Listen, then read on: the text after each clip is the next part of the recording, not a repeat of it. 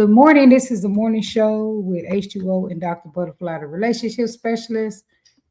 What's on y'all mind today? Right now, I'm trying to get H2O onto the stage. Let me see.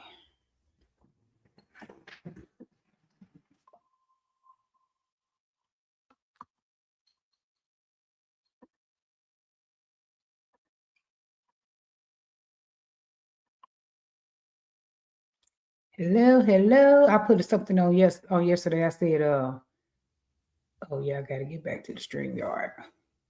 Okay, you got it? No problem. And I put it on there about grief. I thought about grief the other day because Jake said, "Oh, that looks weird." Jake said, and I put this on my Facebook. Because I deal with grief a lot with people. It's one of the biggest things. And grief can mean a lot of things. Grief can mean there's been many different forms of grief. People sometimes when they think about grief, they don't realize what forms of grief. What is grief? Right. Give me some forms of grief, H2O. What's the forms of grief? Yeah. When you think about grief, the first thing you think about is probably going to be something like a death, or even some kind of somebody's death. Will probably be the first thing that most people think of. Then you have grief of other things, and grief of other things would be something like moving away. Okay. When you turn 18, going off to college, grieving because you're no longer under your parents, you're by yourself. Another grief could be becoming an empty nester. You know, you used to take care of somebody, Okay. and then your family is gone, and you're no longer taking care of them. Okay. Grief of a relationship. Okay. A marriage is almost like a death, but a marriage can be almost worse than a death because in a death, you no longer see that person coming around or anything like that. But in a marriage, in a divorce, you got to deal with that other person until pretty much for the rest of your life. Even once your kids are grown, you're still dealing with that individual. Now, I don't think we're streaming anywhere right now. Oh, really? Let's see what we're streaming at. I see it on my page. Here. We're live. All right. I see it's on my page. You do? She'll be on your page too because I connected with your page. Even if you didn't, I'm connected with your page. I don't think so. Go over here. I put it on there. Okay, so it looks like we are. So we're on your page, we're on my page, and we're on my YouTube. Okay, let's see what's going on here. Just a commercial for tonight. I mean, not tonight. My days would be so mixed up because we'd be out of town and we'd be doing this and doing that and doing this and doing that. But anyway, experience the wow. Just Dance Wednesdays and second Sundays at Legacy Bar and Venue. This Wednesday coming up will be Stepping and Swing Weekend Wednesday, and we will be practicing at 9:45. We will start to practice for competition, and so anybody who was there can just grab any partner and they can just go around the floor. So, and we know in Swing Out you don't have to go around the floor in the competition. You don't have to go around the floor in the competition. No. And even in stepping at ISDC, you don't have to go all around the floor. So we're practicing for ISDC and for the preliminaries. So you can go around the floor if you want to, but you don't have to. And I'm going to get more information. I need to get the actual rules and stuff. But if you're in the stepping contest and you're the only one on the stage, you don't have to go all the way around the floor. You can actually, more information soon. Yeah, you can actually, well, that's what I've been told before. You can actually utilize the floor in the way that you choose to utilize the floor if you're the only one on the floor. If you are on the floor with another couple, then you have to go around the floor. That's what I've heard the rule is. But I need to listen to get Snoop's rules and put them out there. But just in general, that's what they've said about it. So anyway, but in swing, we know that you don't have to go all around the floor for the ISTC.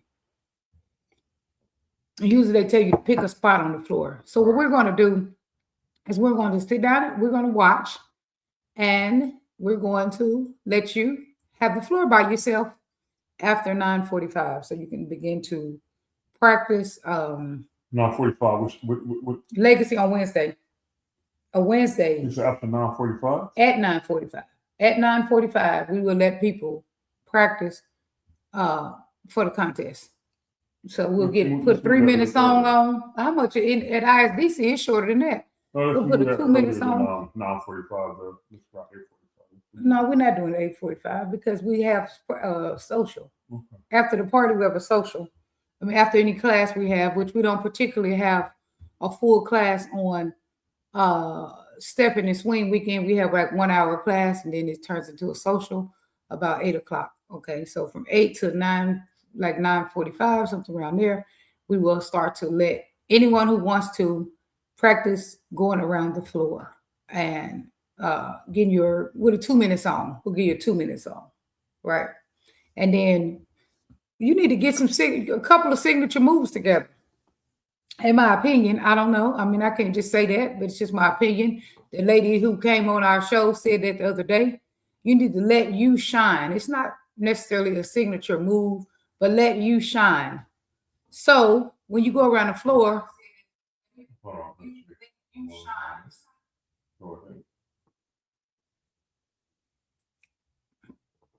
Okay. Yeah, let you shine. So anyway, and then on second Sunday, which is this Sunday coming up, this next Sunday, we will have our regular second Sunday, but we will have a 60s and over dance practice for people who are going to be in the 60 and over contest. So anyone who is 60 and over, come out, grab your partner through the night. You can grab anybody who let you go around this thing with them. Grab your partner, bring your partner or grab your partner and hit the floor. You know, we'll give you 2.5 minutes song, hit the floor and do your practice. So that's what we'll be doing. And we will have if we have at least 3 couples for tonight, we will have a small cash prize. I mean, on Wednesday. I mean, on Sunday, we will give out a small cash prize. We need to have about 3 couples to do the contest. At least. More is great, of course, but at least 3 would be fine. But this time it won't be grab bag. You just grab your partner. People can put their name down. We're gonna let the ladies and the men put their names down who want to do it, but then y'all just partner up. One person can use the same partner. I mean, 2 people can use the same partner if they want to, or whatever y'all want to do. However you want to do it. So people can go more than once. All right. So speaking back to grief. So can you give us a clinical aspect of grief? We'll talk about types of grief. So types of grief can be a lot of grief sounds like woulda, coulda, shoulda. Woulda, coulda, shoulda. The past. Holding on to the past. Pretty much whatever you're holding on to that you are sad about, that you didn't get to do. I wish it would have went this way. Can you get that light too? It could be your childhood. I wish my childhood would have went this way. I heard someone recently say, I wish that my parent would have sent me with my aunt because they had a better living there, and I think would have had a better living. So the grief a lot of times is a loss of a dream. Whatever you dreamed of, like if you thought your parent was going to be like the Cosbys, growing up was going to be like the Cosby Show, but it wasn't. Of course it wasn't. But I'm just saying, you know, because even Cosby ended up going to jail. So, you know, so anyway, you thought that it was going to be something like that. And so then you still hold on to this thing that I wish it would have been this way, and I may have had a different, my life may have had a different outcome. I'm trying to get on something. My life might have had a better outcome if this would have been this way, if this would have been this way, if this would have been this way. Correct.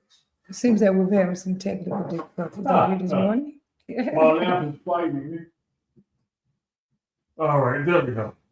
Man, had to get that thing under control. Yeah, what? Because it failed last night. You said what? It failed last night. Oh, Mm-hmm.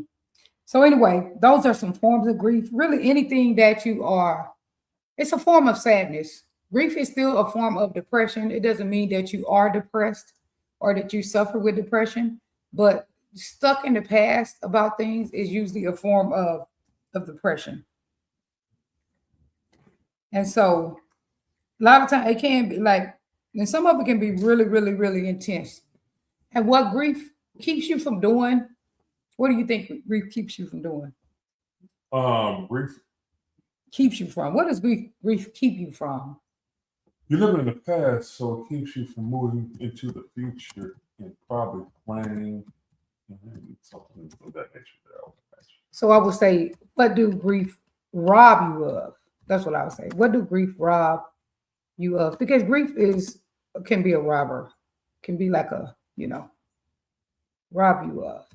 And just like you just answered it, it robs you of being in the now, experiencing the now, experiencing today, because you're stuck in what didn't happen, what I wish would have happened. You can be robbed of what could happen today, because even if something happens today, you don't experience it. So grief can rob you of experiences. Yes, in the here and now. Can and will. So there it is.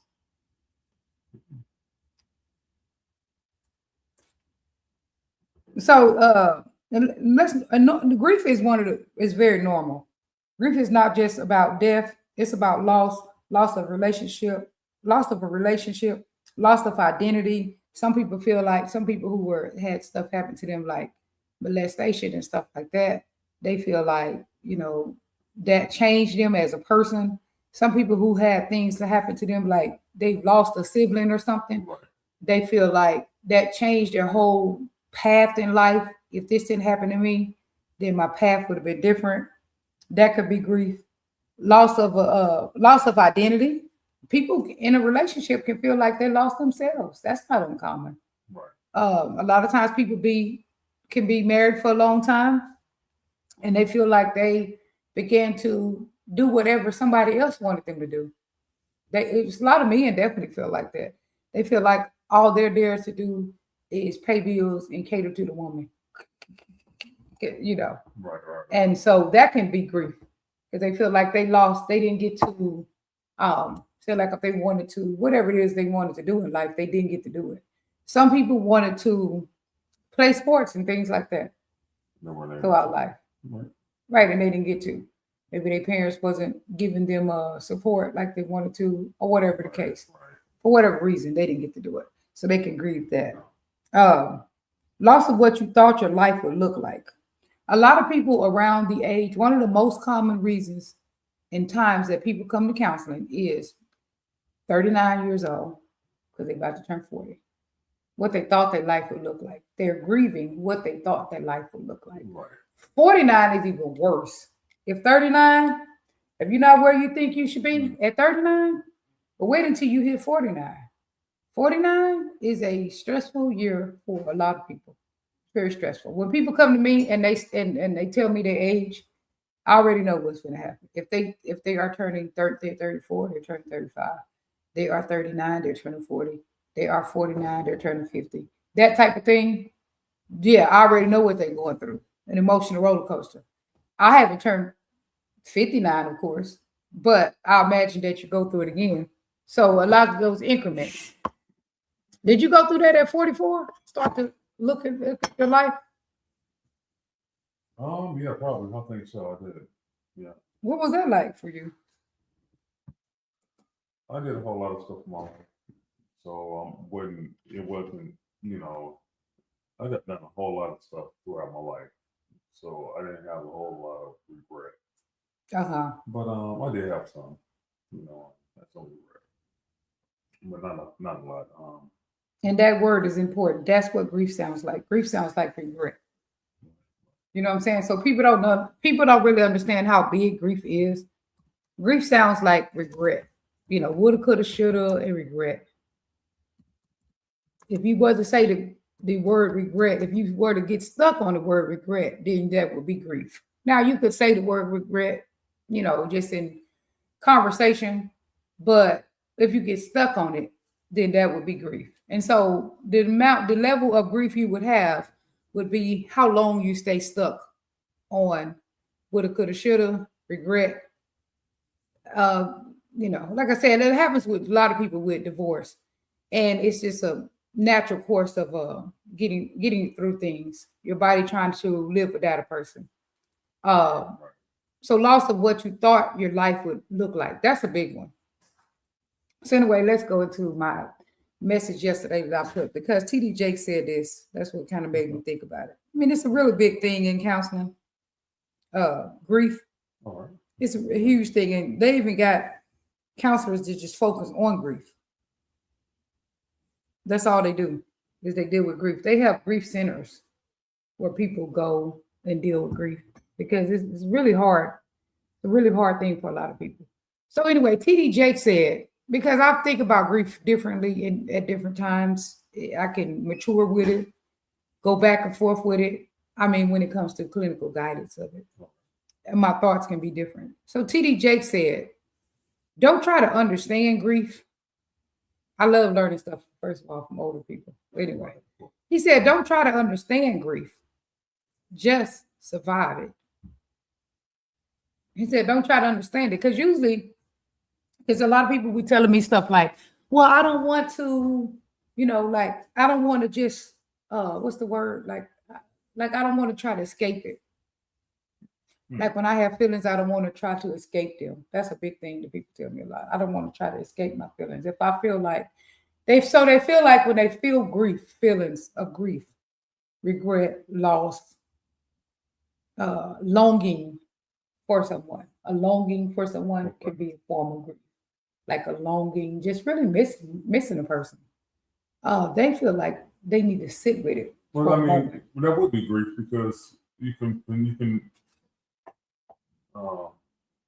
contract grief with missing an individual. That is correct. Right, longing for a person. Yeah, just straight up missing a person. Right. I miss my father. Mm-hmm. A lot of times when I need somebody to talk to, that I talk to my father, my uncles. They all passed. So now sometimes when I need that older person to talk to get some wisdom from, it's like we're turning into that older person, or I have to go to one of my siblings, like my brother. Lord knows he needs help. I'm like, damn, his go-to person. So I'm like, if he has a question or wisdom or something, come at me. So guess what now? Guess what happened to you now? What's that? You got some new ones because you got some new brothers, older brothers. Yeah. You have 4 older brothers. You've met 3.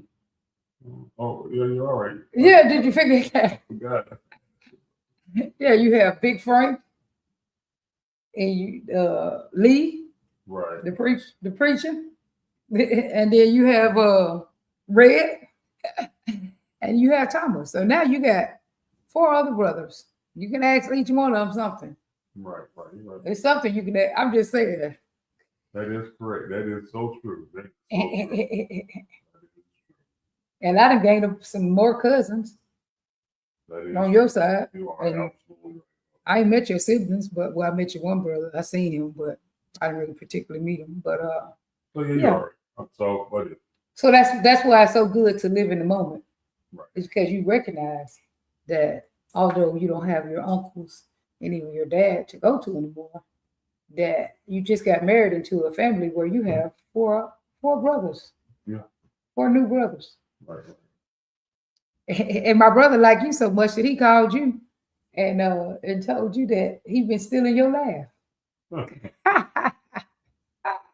That is true. Yeah, your brother did call me and said, "They're laughing like you, man." Yeah, that's cool, huh? Yeah, that's So see what living in the moment can get you. It can remind you, because that's the answer to grief, really, in my opinion. And it's not really just from my opinion, but my clinical guidance, and it's from the people who really deal with grief. The man who wrote the book, Your Body Keeps the Score. I can't even think his name right now, but him and some more people on the cutting edge of grief. This is what they talk about: experiencing the now more freely, more often. Will you do it all the time? No, you won't. Will you sometimes get stuck in longing? You will. Sometimes you will get stuck in longing, but you don't want to stay there long. Sometimes you will miss people, and that's okay to do. Some people don't even. Right. Some people don't even want to move on from missing people because they feel like that's disrespecting the person. That means they truly didn't love the person, Hmm. whatever the case. Like it's like for deaths, right. like if you could feel like if you didn't stay the whole day thinking about your dad, you could feel like you was disrespecting him. Oh, Some people can feel like that. Like they can feel like they truly didn't love the person if they don't stay sad about them. I see. Some people who lost a child, that has to be, I can't even imagine it, don't want to imagine it. Right. But they can sometimes when people lose kids, their other kids will say stuff like when mama lost my brother, whatever's next, Jojo, They whatever, stopped living for me. James, yeah, they stopped. Yeah, like I lost my mama too Right. Right. because she grieved so bad that she wasn't even there no more. Right. Right. So you can really disconnect from society. You can disconnect from yourself with grief. That's the highest form of depression, or the highest form of stress is disconnection. Disconnection, feeling outside of your body. Some people can actually feel like that. Some people are embarrassed to say that they feel like outside of their body and stuff like that. That's just a really heightened form of grief. I mean, not grief, heightened form of stress. Like when you feel outside of your body, when you feel disconnected, when you disassociate, when you feel unavailable, when you feel like kind of like you're dead and all that kind of stuff. It's just a really the highest form of stress, and there's a way to get out of it. But Now, go ahead. What's your thoughts? Now these beads I pulled these out of my shirt because we did just come from New Orleans. Let's talk a little about New Orleans. I'm just gonna have a brief situation. Let's go into another small topic. Let's go into a New Orleans topic where we just came from. Okay, well, then we finish grief real quick, and then you can go in there. I'll go ahead and finish grief out. Okay. Let's finish it out. Okay. And so anyway, I'll read the rest of the message because I did want people to know this. Because this is something that I deal with a lot. So the message just said, TD Jake said, don't try to understand grief, just survive it. And I'm adding what surviving means because I feel like a lot of times people tell you things, but they don't tell you how to do it. So in my opinion, you experience your more. Experience what's more for you. Because even though you lost something, what else is here for you? What else is here for you? There's still more for you. Even when you're in your 50s, there's still more to experience. Right. Even when you're in your 60s, there's more to experience. In your 70s, there's more to experience. There's more to experience until the day you die, pretty much. And so every day, look for what your more is. Engage in your environment now. So engage in your environment and experience the moments now. So this is what the opposite of grief is. Grief is about the past. Healing is in the now. So orient yourself in the now by using your 5 senses. This is what I feel like I've added, and this is what I learned this weekend just by thinking and using my clinical senses. The white people made orange. I don't know who made it because black people might have made it because white people stole a lot of stuff. But anyway, that's another story. But orient yourself in the now by using your five senses to experience what God has for you today.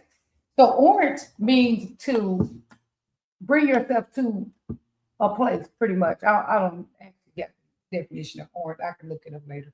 But they tell you when you orient yourself, they tell you to look, use your five senses. So what you do with it is that touch is one. So engage. You might uh, touch a person. Use touch as touching a person if there's someone close. Use everything you can to pull yourself into this moment. And so if you were to smell, you might really dig into smell as big as you can. Like What a do you lot of do? times, come like the stress-free candle when you're being working. Right. And I would say, hey, how you feeling? And you won't be. Sometimes I think you wonder why I'm asking you that.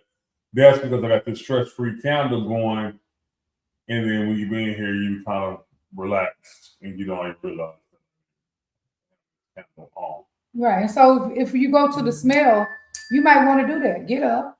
And if you've got some candles and you love candles, light your candle and try to really get into experience the smell and the taste. If you have something that is there for you to taste, you could taste that, but really experience it. Whatever you do with this orienting, truly experience the moment. Get learn how to get deeper and deeper into experiencing the moment of now. So whatever you're doing, feel like I did that thing when I first met him. I did the thing at the park. I did the video at the park. Did you remember that? I was at the park when I was in Dallas, and I was doing some sessions. I was doing my counseling over there, and I did the toes in the ground, your feet in the Right. where are your toes. Right. So you feel. You use all those senses. So anyway, that's what I want to tell you is orient yourself by enhancing the experience of now. So moving towards healing, if we are to move towards healing, we are to experience the now more often, more positive, and more deeply. So the deeper you can get into your now, and the better you can experience your now, is where the healing is. So anyway, I'm done. You can talk about new ones. Do our commercial first. See if we got anybody on the on. Say hi to anybody we got on.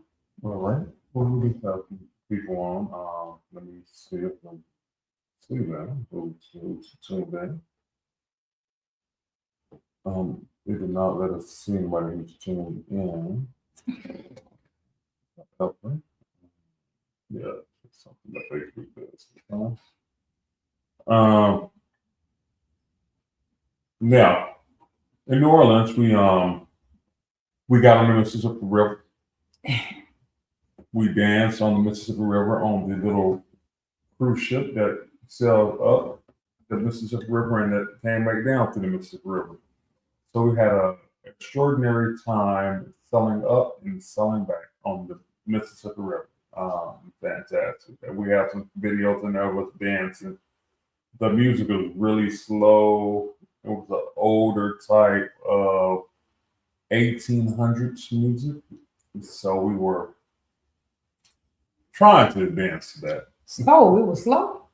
I didn't think the music was slow. The music was a little bit fast. It had a little more of a, I call it like a more of a Lindy Hopish type of. Yeah, I thought it was kind of fast. Some of it was. Some of it was. Oh yeah, one of the songs was slow. Yeah, yeah. Jazz was jazz. Right. You know, New Orleans is known for jazz, all that jazz. So we did that. Then we went on a thing called a ghost tour. I was so hoping that it would be scary. I was just so hoping that we would For have real. something, out the blue. Now there was a person called a vampire that's walking around in the daytime. Yeah, we didn't get to see the vampire. But how's a vampire walking around in the daytime? That's the whole thing. Like I thought they was allergic to the daytime. I don't. I thought they were, and was they saying that it was a person acting like a vampire? Was They it, they believed that it was a vampire? Be a real vampire. Like fella walking around in the daytime. That was a real vampire.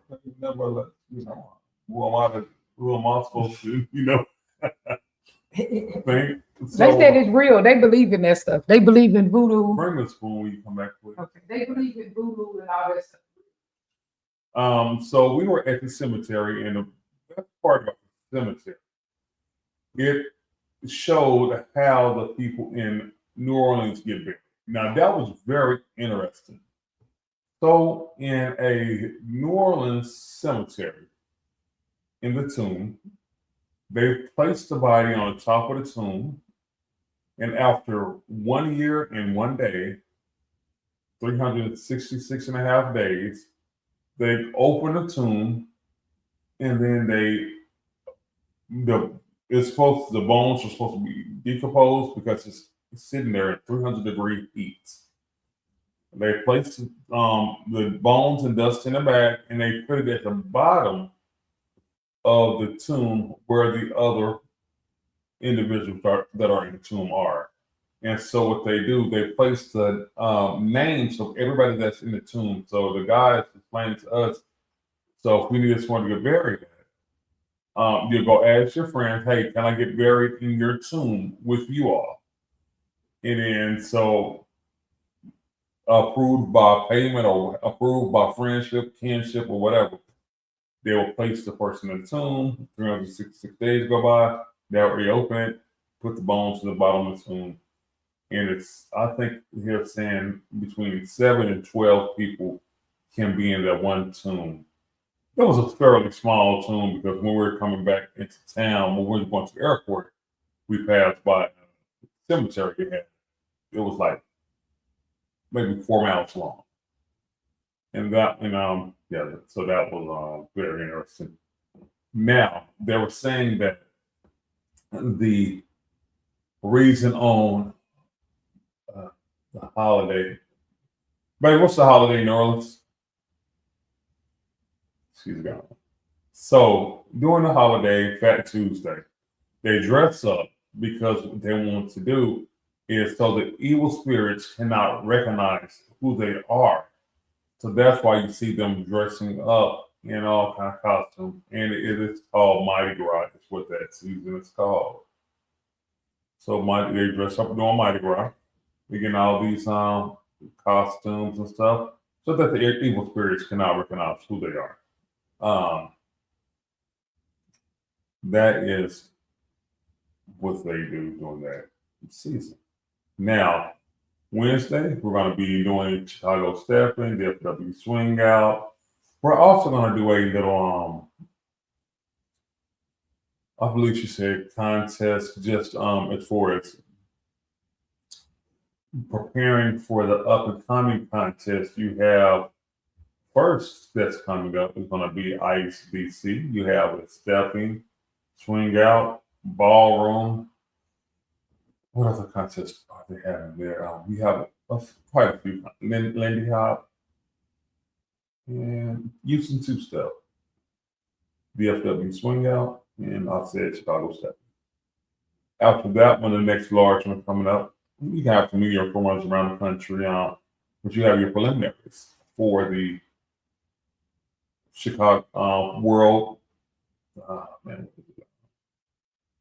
world's largest Chicago stepping competition. So you have the preliminaries. Our preliminary is here in Houston.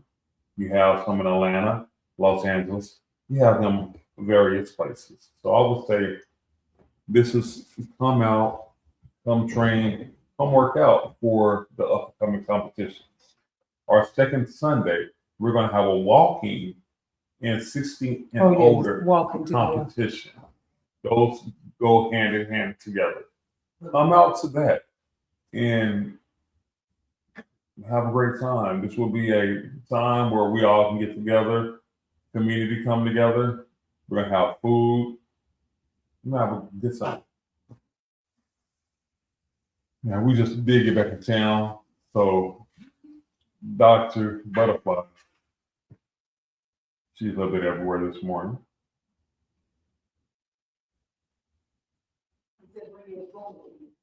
Yes, please. Thank you.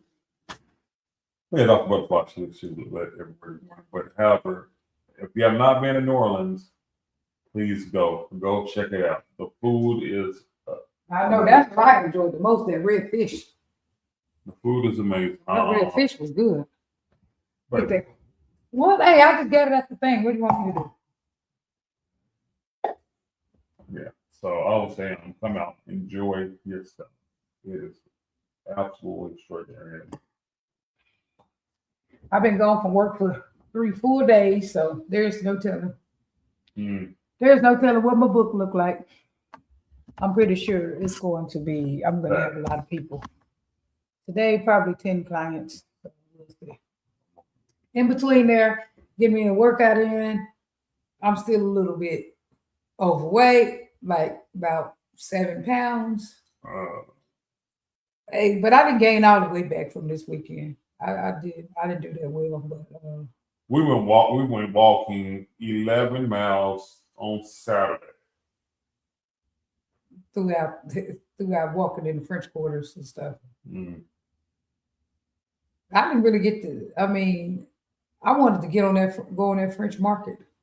I don't know why I thought we was in a hurry and then leaving. You know, I guess because I knew I had my other ID and I had to go up there. But that seemed like a fun thing. That French market, just to go from store to store.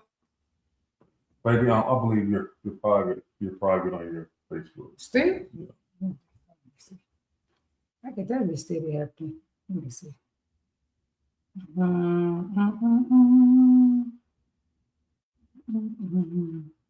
Can I post? Let's see.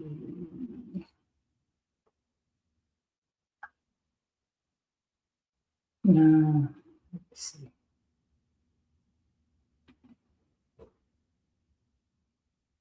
Well, we can figure it out later. Don't worry. Yeah. Figure that out later. No, it's public. Or is it? It's public. All right. So anyway, I had fun down there. It was nice. It was nice to get back in the regular club for a hot minute.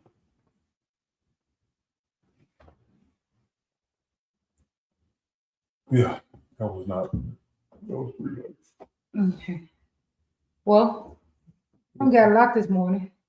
If we done, I can get started with looking at my work this week, see what I got going on. All right.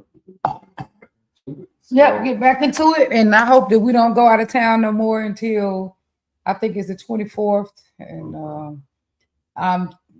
and just 2 days when we go. We're not doing anything. Absolutely, we will be here in town. It's just that Friday and Saturday, right? We going? Where? We go to Virginia, and we go to Kansas and Oklahoma. Oh yeah. Even if you ain't ready to get back on, you can take me back to the airport. I'm just saying, if you want to stay more days with your mama, you can stay more days with her. And I'll see her one day, and then I'm going to the airport and come back home. I might have to go spend a little more time with her. Yeah, that's what I'm saying. You might stay there for a few days. No, she's not fussing. You be the one fussing with your mama. He be fussing with his mama, then he be saying his mama be fussing with him. Huh? About to take her up. All right, well, people, okay. Well, love y'all. May God give everybody everything they need today. Jesus, thank you in the name of Jesus. Amen. Peace out. Love y'all. See y'all soon. Oh, sleepy still. Bye. Let's see.